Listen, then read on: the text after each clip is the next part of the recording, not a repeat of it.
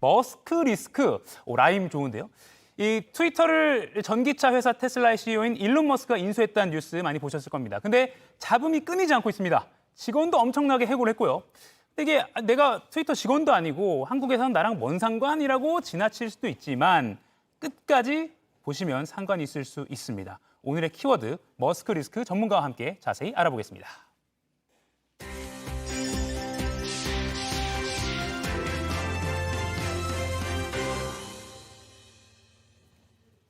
네, 박정호 명지대 특임 교수 나오셨습니다. 안녕하세요. 네, 안녕하세요. 유명하신 분을 저희가 모시게 왜 됐습니다. 이러십니까? 잘 부탁드리겠습니다. 네, 이 트위터 뉴스가 계속 외신에서 나오고 있던데 사실 일론 머스크 하면은 이상한 춤도 추고 행사장에서 그다음에 코인 트위터 한 줄 글 때문에 코인 투자자들이 이렇게 메시아처럼 지켜보기도 하고 맞습니다. 그러잖아요. 네. 이번에 트위터를 인수하자마자 머스크가 대량 해고를 했습니다. 이것도 일종의 기행이라고 봐야 됩니까? 아니면 정상적인 경영입니까? 저도 이렇게 특이한 CEO는 처음 보는 것 같습니다.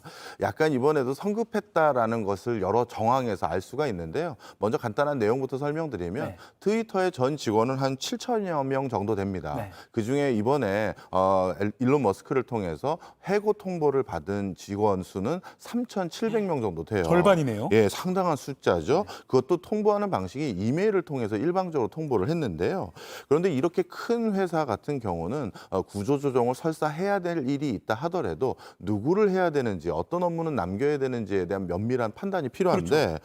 이번에 해고를 해놓고 핵심 인력이라고 할 수 있는 사람들에게도 해고 통보가 갔나 봐요. 그래서 부랴부랴 다시 연락해서 야, 넌 아니야. 그러니까 제대로 안 살펴보고 그냥 해고를 한 그렇죠. 거네요. 안 살펴본 겁니다. 그런 티가 여기저기서 너무 많이 나고요. 네. 안타깝게도 한국에 있는 그 트위터 한국 법인에도 직원분이 한 30여 명 근무하고 계신데 그중에 6분이 안타깝게도 이번에 해고 통보를 받으셨다고 한국에서도? 하더라고요. 일론 머스크가 이렇게 해고 통보를 할 수밖에 없다라는 자신의 명분은 뭐냐 하면 어렵다 맞습니다. 그래서 하루에 400만 달러 정도의 손실이 난다고 하더라고요. 우리나라 돈으로 따져봤더니 한 56억 원 정도 되는데 이렇게 적자가 나니 어쩔 수 없다라는 게 일론 머스크의 의견이긴 합니다.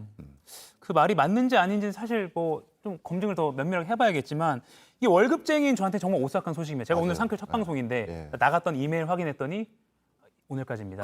라고 하면은 사실 되게 슬픈 소식이잖아요. 그렇죠.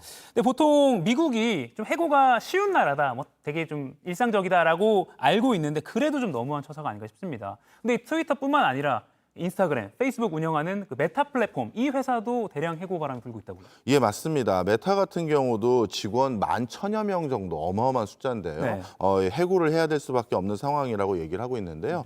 전체 직원이 87,000명 정도 되는데요. 네. 이 87,000명에서 10,000명 정도니까 한 13% 정도 되는 네. 직원을 내보낸다는 얘기고요. 그다음에 구글이나 또는 아마존, 그다음에 MS 등도 신규 채용하는 걸 당분간 중단하겠다라든지 본인들이 추가적으로 투자하기로 했던 자회사들 또는 스타트업들이 있는데 그런 투자들도 이제 더 이상 신규 투자를 당분간은 중단하겠다 이런 발표들을 다 한 상태죠.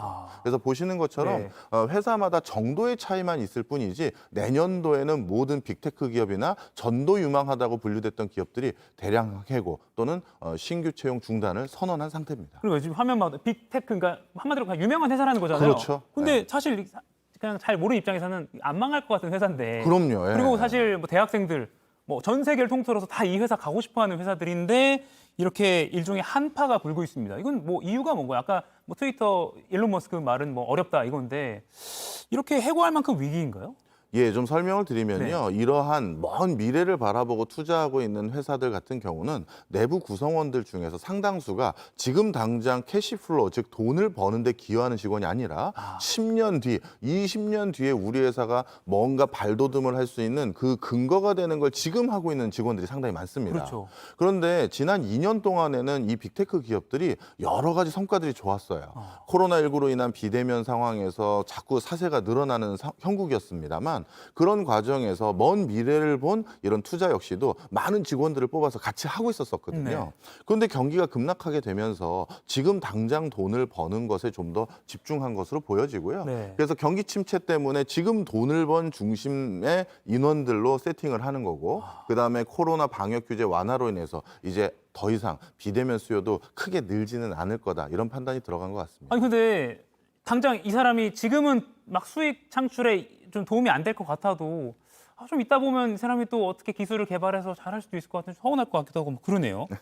근데 중요한 질문 여기서 하나 드릴게요. 그러니까 우리나라 대표적 빅테크 기업들, 이른바 뭐 네카라 쿠베당토라고 하죠. 이거 외우느라 힘들었습니다. 요새 좀 약간 이런 거 알아야지 좀 있어 보이니까. 예. 네카라 쿠베당토 이런 뭐 네이버, 카카오 주식도 많이 투자하고 있는데 우리 이런 빅테크 기업들, 우리나라 기업들은 어떻게 될까요? 예, 우리나라 기업들은 미국 이런 빅테크 기업들처럼 일순간 대량 해고를 사실상 법적으로 할 수가 없습니다. 우리나라는 고용 안전성을 중심에 놓는 법과 제도가 가지고 있기 때문에요. 이렇게 일방적인 대량 해고라는 것은 사실상 불가능에 가깝고요. 네. 대신 분명 우리나라 빅테크 기업들도 고용 한파가 불 것으로 전망이 됩니다. 예를 들어서 신규 채용하겠다는 그 규모를 좀 줄이거나 아니면 기존에 있는 직원들이 자연 감소분이라고 하죠. 갑자기 이직을 희망하거나 했었을 때 그 자리를 대신하기 위해서 바로 대체할 인력을 뽑는다든가 이런 것들은 좀 줄여갈 것으로 늦춘다. 보여집니다. 예.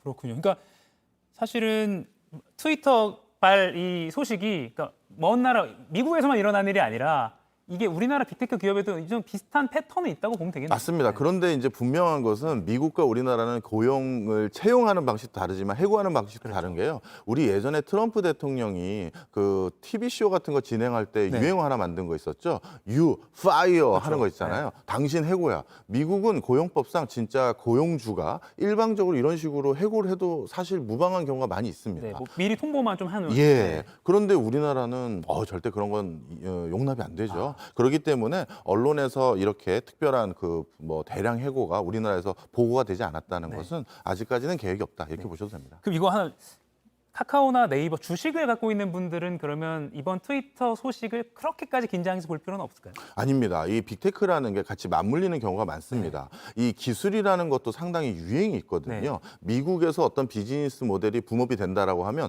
우리나라도 따라하는 경우가 많아요. 아하. 대표적으로 미국에서 우버라는 회사가 공유 차량을 통해서 뭔가 내 차량을 빌려주는 서비스를 한다니까 우리나라도 유사한 업종이 생겼던 거잖아요. 네네네. 그런데 미국에서 이러한 것들에 대해서 먼저 선도적으로 새로운 비즈니스를 열지 않는다는 것은 우리나라 빅테크 기업들도 먼 미래에 대한 어떤 이런 신규 투자를 당분간 안 한다는 것이고요. 그런데 주가라는 것은 지금을 보고 투자하는 게 아니라 미래를 보고 투자하는 그렇죠. 건데 미래에 뭘 할지를 투자를 안 하고 있다는 것은 주가가 단기간에는 호재로 바뀔 수 있는 요소가 줄어든다는 줄어든다. 얘기죠. 예. 알겠습니다.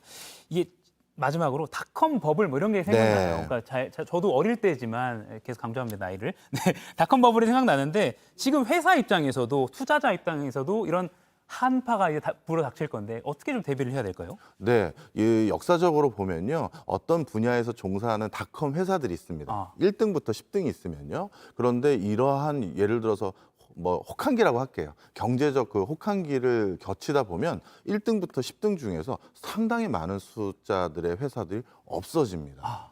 우리 예전에도 한국만 하더라도요, 포털 사이트가 뭐 네띠양, 뭐 라이코스, 라이코스. 뭐 별의별 게 많았었잖아요. 그런데 IT 거품이 지나가고 나서 대부분의 회사들이 문을 닫았죠. 네. 그리고 나서 네이버랑 그 다음 이 정도만 남아 있는데요. 사실 투자자 입장에서는 이번에 옥석을 가릴 수 있는 가장 절호의 기회입니다. 그렇군요. 그래서 이번 혹한기를 잘 견뎌낸 회사를 우리가 지켜보고 어느 회사인지 그리고 거기에 미리 좀 투자를 해놓으신다면 혹한기가 지나고 나서는 아주 따뜻한 수익률을 또 거두시지 않을까 이런 생각도 가져보네요. 투자자 입장에서는 뭔가 평가를 할 수 있는 장이 열렸다라고도 그렇죠. 어떻게 보면 볼 수 있는 예. 그런 거네요.